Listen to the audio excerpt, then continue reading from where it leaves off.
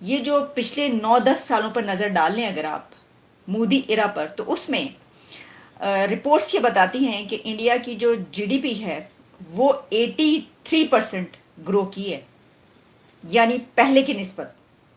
Previous years अगर आप 90s decade और उसमें उससे पहले के उसमें जाते हैं तो 83% जो है वो ग्रो की है, और जो चाइना है उसने 84% ग्रो किया है। पाकिस्तान की आबादी बहुत ज़्यादा है, इसलिए पाकिस्तान तरक्की नहीं करता। देखें ना जी, 25 करोड़ आबादी हो रही है, हम आबादी पे कंट्रोल नहीं करते। मुसलमान हैं, बच्चे पैदा करते चले जा रहे हैं, कहाँ से पैसे आएंगे, कहाँ से लोग खाएंगे। इंडिया जापान की जगह कब लेगा? ठीक है, बात तो ये है, गो कि अभी जर्मनी है बीच में, लेकिन जो हालात चल रहे हैं उसमें जापान की को टारगेट है। Japan 3rd largest economy. Bharat की मीशत से में ज़्यादा खतरा है, क्योंकि भारत का जो तालीमी निज़ाम है वो बहुत बेहतर हो चुका हुआ है।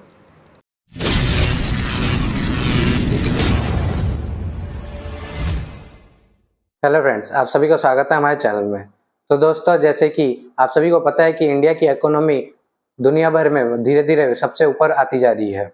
तो इसी बात को देख के पाकिस्तान की मीडिया और वहाँ के लोगों में मिर्ची और कहाँ से धुआं निकलने लगा है, इसकी कोई उम्मीद नहीं लगा सकता है, क्योंकि इंडिया पिछले 9-10 सालों में उसकी 83% इकोनॉमी बढ़ती है।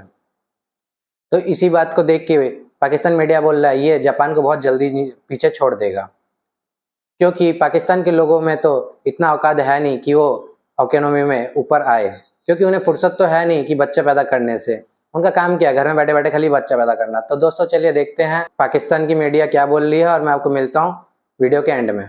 और उसमें ये बात अब कही जा रही है कि इंडिया बहुत जल्द जो है वो जर्मनी और जापान को पीछे छोड़ेगा। अगर हम पहले जर्मनी की बात कर लें तो जर्मनी जो है इस वक्त वो रिसेशन के मूड में है। ये बात क्यों कही जा रही है जर्मनी के हवाले से कि जो इंडिया की ग्रोथ है वो बहुत कमाल की जा रही है।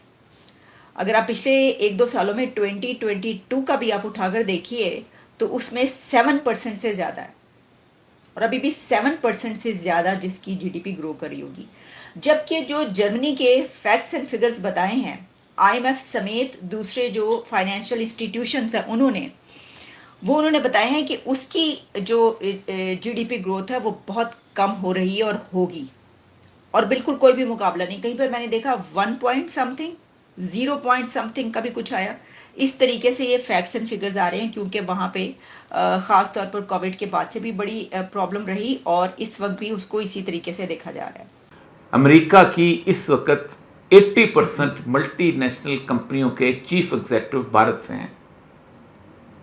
क्यों? They invested in education. George W Bush ने कहा था कि we are not complacent enough that we should not consider the threats of Indian and Chinese economy. हम बिल्कुल इतने भोले नहीं हैं कि हमें इंडिया की और चाइना की इकोनॉमी का खतरा महसूस ना हो। And the Indian economy is more a threat to us because the Indian education system is well in place. Bharat की मीशत से में ज़्यादा खतरा है, क्योंकि भारत का जो तालीमी निज़ाम है वो बहुत बेहतर हो चुका हुआ है। एक मुल्क ने अपने गोल सेट किए 1947 में कि हमने एक सेकुलर लिबरल इंक्लूसिव डेमोक्रेसी बनना है, और कॉन्स्टिट्यूशन बनाई कि हमारी हुकूमतें हमेशा इलेक्ट होंगी। और वो उन्होंने 1952 में इलेक्शन करवा लिया। 1952 में 50 में उनकी कॉन्स्टिट्यूशन बन के इम्प्लीमेंट होनी शुरू हो गई। हाँ जी, तो उन्होंने हर जो अपने इरादे बनाए थे वो साथ साथ पूरे करते गए। उन्होंने जवाहरलाल नेहरू और मौलाना अबुल कलाम आज़ाद जो एजुकेशन मिनिस्टर थे, उन्होंने शुरू से साइंटिफिक एजुकेशन को प्रायोरिटी दी, ताकि हिंदुस्तान आने वाले वक्त में कभी किसी कॉलोनियल पावर का वो क्या कहते हैं उसके सामने मजबूर ना हो। भारत के अंदर इस वक्त 47% जो इस वक्त दुनिया की डिजिटल इनकम है वो इंडिया से होती है। 185 अरब डॉलर वो इंडिया कमाता है उस सिलिकॉन वैली से, उस कंप्यूटर से। 185 बिलियन डॉलर जो है सऊदी अरब के तेल से ज्यादा कमाई है। 1 रुपया और उन्होंने जो भी अपनी तरक्की की है उसके अंदर ठीक है, सबसे बड़ी कंट्रीब्यूशन सोवियत यूनियन की है कि उन्होंने उन्हें हैवी इंडस्ट्री लगाने में बहुत मदद की। और लेकिन उनकी एक के बाद जो भी हुकूमत आई उसमें उन्होंने इस किस्म के societal goals, social goals, economic goals वो बनाए, उनमें गलतियां भी हुई लेकिन साथ साथ करेक्शन होती गई।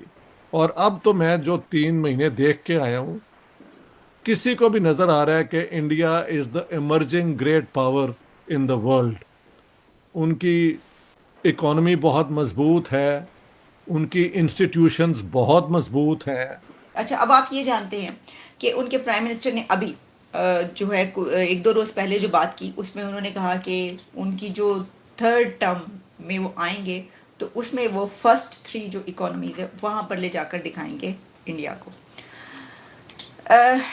जैसा कि मैंने आपको बताया कि जर्मनी की तो हमने बात कर ली कि क्यों उसके मुतालिक ये कहा जा रहा है, और ये जो मैं आपको बता रही हूँ बार बार मैं इसलिए ये कह रही हूँ कि ये जो ग्रोथ है ये आ रही है IMF के ख़ास तौर पर, जो उसने कुछ चीज़ें कही हैं, और इसमें 1.2% तो मैं अभी भी देख रही हूँ जो रॉयटर्स ने कहा है ना जर्मनी के हवाले से, उसकी ग्रोथ की GDP डिक्लाइन जो है वो पहले 0.3%, फिर 1.2% पे, फिर 2024 में अगर हम बात कर ले तो 1.3% जो है 2023 में रहा है, और 2024 में कहा जा रहा है 1.2%।